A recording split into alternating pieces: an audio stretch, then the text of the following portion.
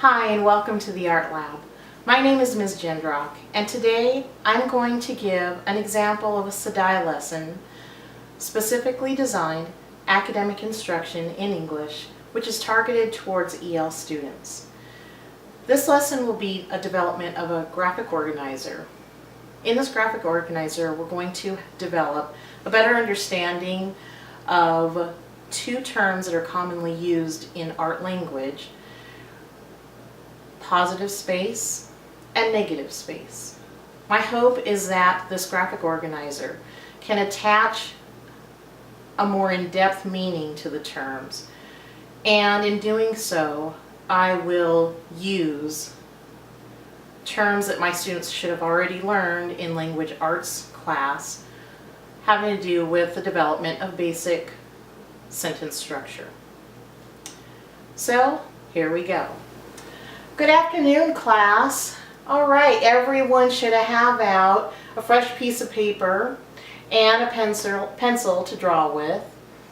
Today we're going to develop a better understanding of the words positive space and negative space. Okay, remember yesterday in class we wrote down the definitions that were given to us from the art glossary. Today we're going to figure out how to use those terms and what they really mean. Alright, so if we look at a sentence that I'm sure all of you have heard before, the dog barked loudly. Who can tell me what the subject of that sentence is? Yes, you're right. Dog is the subject.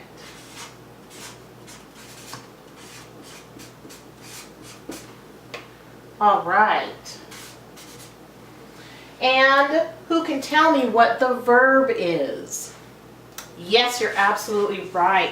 Barked is the verb.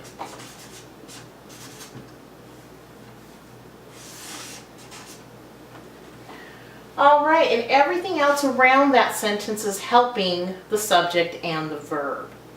Now, if we were to look at positive space in a painting and negative space in a painting, we want to be able to understand how we can use those things and what they're there for. So if we think of the positive space as the subject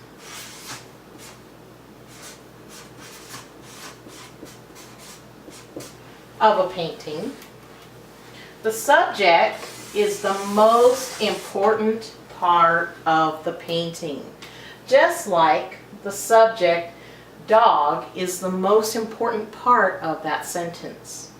Now everything else that's going to go around the subject will be the negative space. So the negative space in a painting can be the same kind of thing as, say, a verb or an adjective in a sentence. So if the subject is the most important thing, and we have our verbs and our adjectives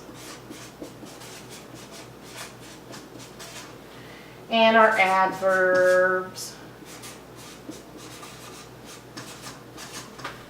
we can say that all of these things here are what help describe everything that's going on with the subject of a sentence or a painting. So all of those things are going to revolve around the subject. And that's exactly what's going on with a painting that has to do with positive and negative space. So the positive space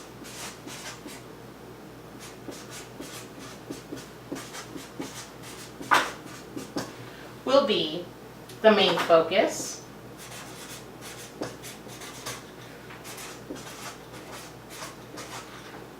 subject of the painting, and the negative space will be everything that is not the positive space.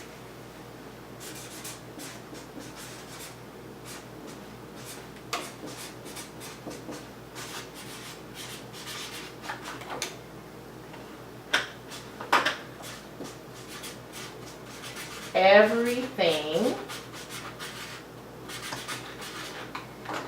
around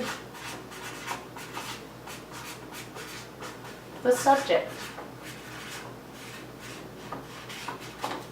Okay, so for example, I think everyone in this class has taken a selfie picture before. And if we were looking at that on a piece of paper, we developed that film, that selfie that we took of ourselves, we would be able to say, hey, me in the picture is the positive space. Everything else around me is going to be the negative space.